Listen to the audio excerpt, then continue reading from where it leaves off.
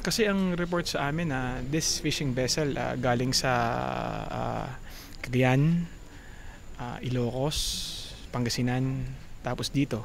Ano, may possibility na yung mga lugar na yun baka there's a possibility na binagsakan din nila yung lugar na yun. Kaya nga sabi ko nga kanina, baka may connection ito dun sa Cagayan. Kasi syempre ano to we are in a very unique situation. Kasi yung ano namin, yung outer part is SBMA yung outer part. So sa amin nilang yung inner part, no? Actually, yung lugar na nahuli natin, that's a boundary between SBMA and Subic na, no? So we hope that the authorities will do everything na pwede nilang gawin para mahinto nga yung ganitong klaseng mga gawain dito sa SBMA and Subic. So, we are doing everything, no? At saka sabi ko nga, this is an international international syndicate ito. Mga Chinese national.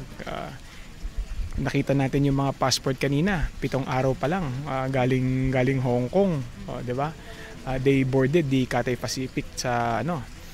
So and the fishing boat came from Cagayan, Ilocos, Pangasinan, no? So dito na lang sila nasabat.